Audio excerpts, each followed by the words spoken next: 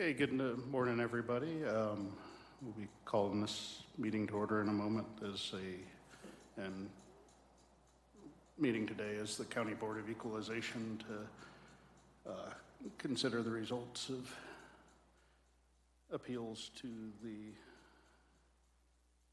assessor's valuations of several properties. And he said we're good, so Amanda, if you could, we'll call this to order at 9:01. Could you call the roll, please? Commissioner Richardson. Here. Commissioner Thayer. Here. Commissioner Pettit. Here. All righty. I would accept a motion to enter public hearing as the Board of Adjustments. I'll make a motion we open the public hearing for the Board of Equalization. Sure. Thank you. Thank you.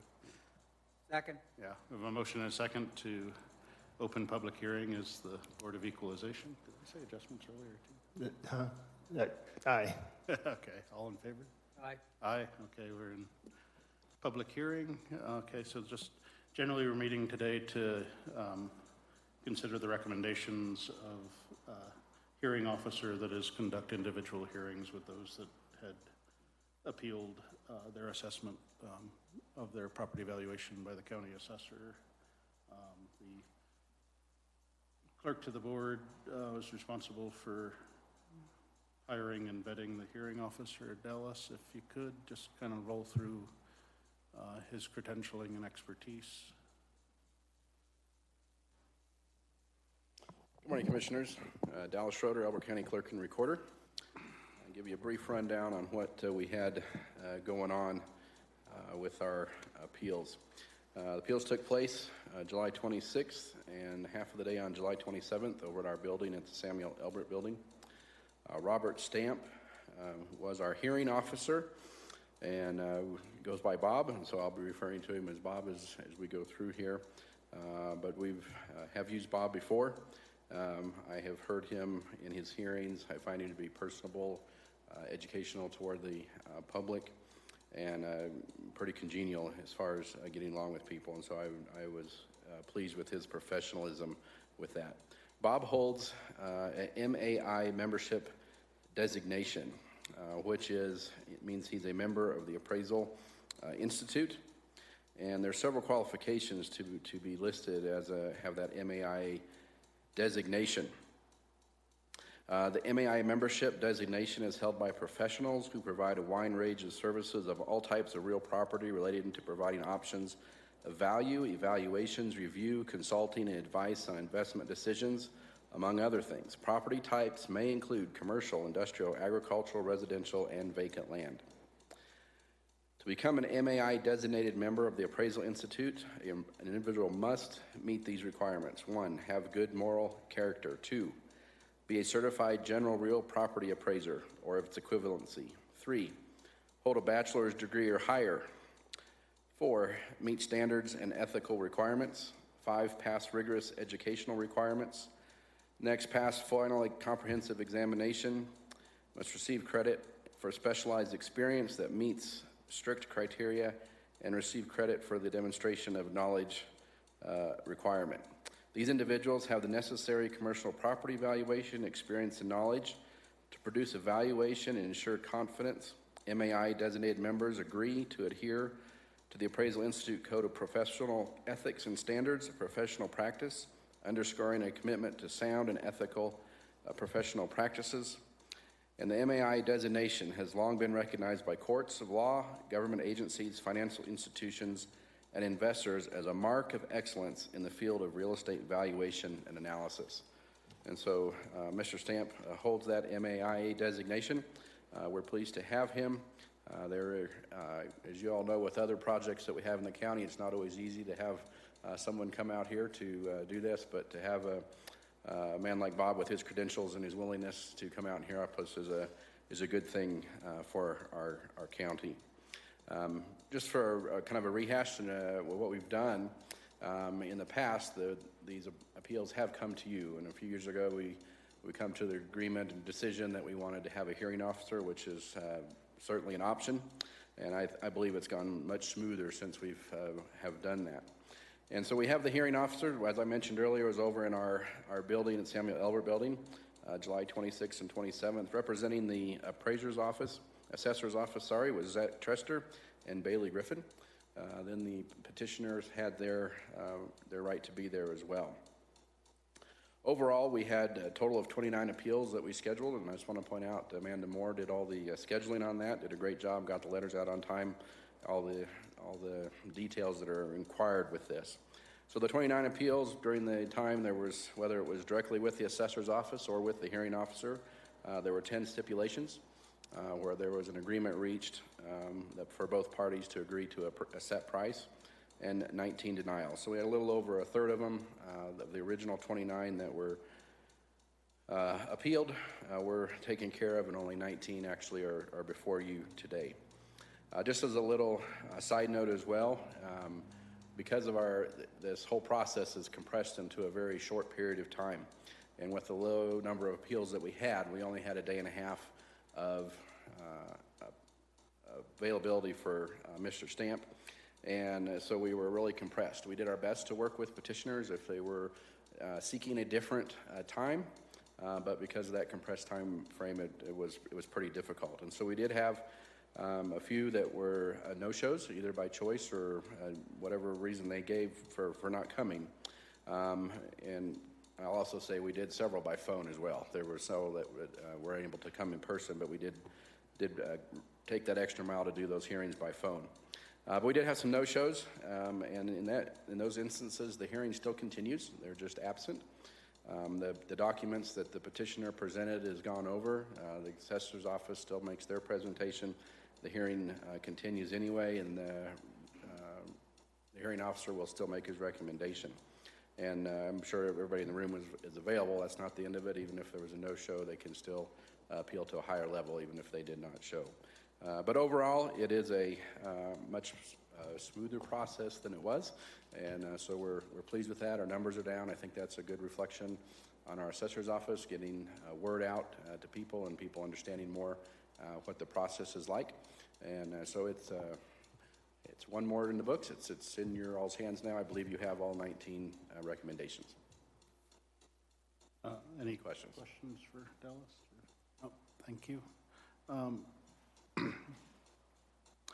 Bart, if you could kind of run through the options that are available to folks that may be dissatisfied with decisions at this level, BAA, District Court, Supreme Court, I believe is the... Are you asking whether or not you have an option to refuse the findings of the referee at this point? I was not us personally, but I was going to say if there was somebody whose appeal was denied at BOE at this hearing, that they have options. Yeah, there's certainly statutory options that are available, and as far as moving forward, there's certainly the option to move forward with the Board of Assessment Appeals if they've met the criteria for that. And they can certainly contact the Board of Assessment Appeals if they have questions about how that process would work. There's also a statutory process as well where folks have been able to utilize the court system as well. So there's certainly at least those paths available if they meet the criteria for those. And I'm happy to talk with folks too if they have questions about what the process is. And I know that the assessor's office is also more than happy to discuss what folks' options are for that process. And they've gotten a couple of calls along those lines as well. So there should be some instructions that go out to folks too. And I think, So there should be some notice going out to folks about what their rights are and what their options are, so they can explore those options. Thank you. Any questions for Bart? Or? No. Okay, Susan, did you want to add anything at this point, or? Okay, thank you. From previous reports, I know there's somewhere in the neighborhood of 16,000 properties that are assessed. I mean, I don't have the exact number, but I think of that, from your protest summary, there were a total of 377 appeals initially.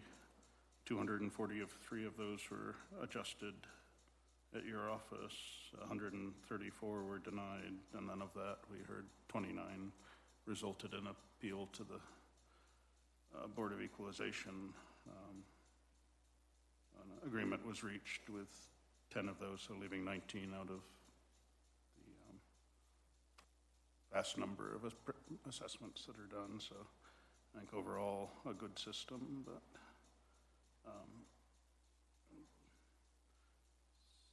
anybody here have any questions or comments or concerns about the either expertise of the hearing officer or the conduct of the hearings that he held? No. Okay, hearing none. At this point, I'd open the floor for any public comment regarding this, and then we'll consider the hearing officer's recommendations.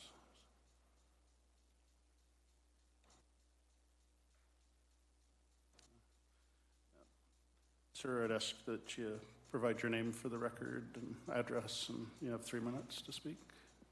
My name is David Schmidt. I'm the Chief Financial Officer for the Ben Lomond Gun Club.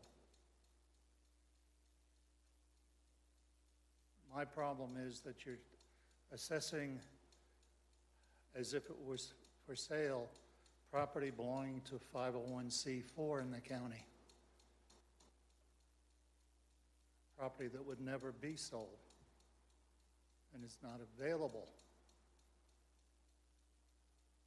And it's appraised as if it was a standalone home available. The hearing officer, in his expertise, and I should mention in passing, my first job out of college was as legislative director for the Real Property Tax Committee for the New York State Assembly. And for the last 14 years before retiring, I was the tax enforcement officer for Broomfield County. Ben Lomond provides significant charitable services to Elbert County. Your sheriff's department's patrol officers all have level 3 armor because we paid for it. We have a youth shooting program that serves this county and 3 others. We provide large operations for competitive shooting for amateur sports. You're pricing us out of the county. If you want to get rid of us, just say so.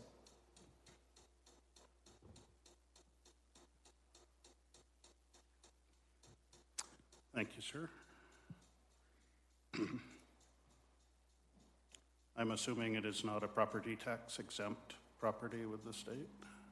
No, the county assessor didn't think that it should be, but the state decided that because at the time we required membership in the National Rifle Association to be a member of our club, so we were not eligible for property tax exemption.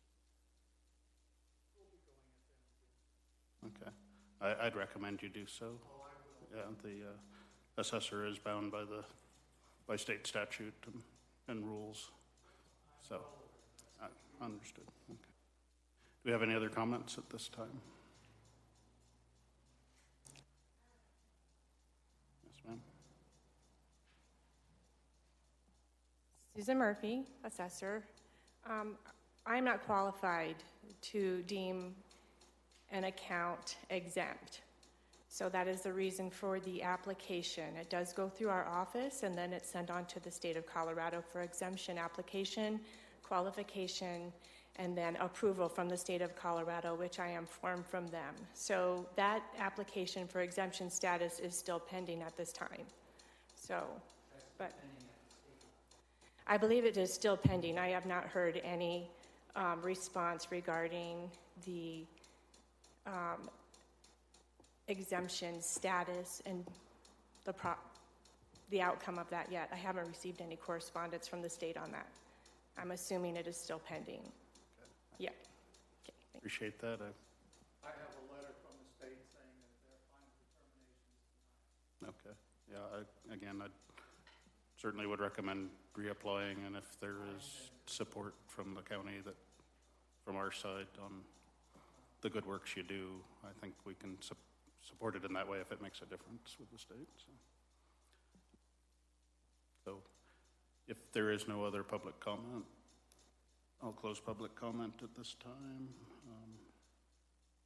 Any comments or? Yeah, that exemption, we've got to look to you to get it. We at the county don't have the authority to create that.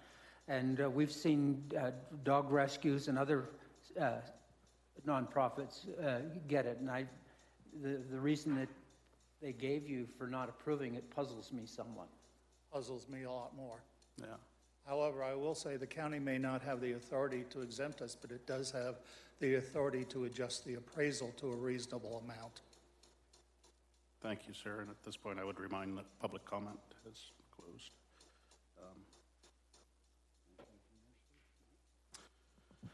Okay, so public comment is closed. I would accept a motion in regard to the hearing officer's recommendations. I'll make a motion, we accept the hearing officer's recommendations. Second. Okay, we have a motion and a second to accept the hearing officer's recommendation on the 19 submissions that we received. All in favor, please say aye. Aye. Aye. Motion carries. Okay, those were 19. They were all denials. Just the next step, my understanding is there'll be a letter coming out from us as Board of Equalization to each of the individuals, and that will have information on what next steps are available to them. Correct, the letters will go out tomorrow. And on there is instructions on what their next step is, the state BOAA. Yeah. BAA, sorry. And there's also district court information on there. Okay, thank you. And Susan, some of that same information is available on your webpage, I believe, or is it not? Okay. Okay.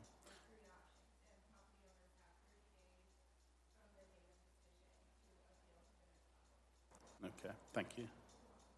All righty, so that's all the business that was before us today. I'd accept a motion to adjourn the Board of Equalization. I'll make a motion to adjourn the Board of Equalization. Second. A motion and a second to adjourn. All in favor, please say aye. Aye. Aye. Motion carries. We're adjourned. Thank you.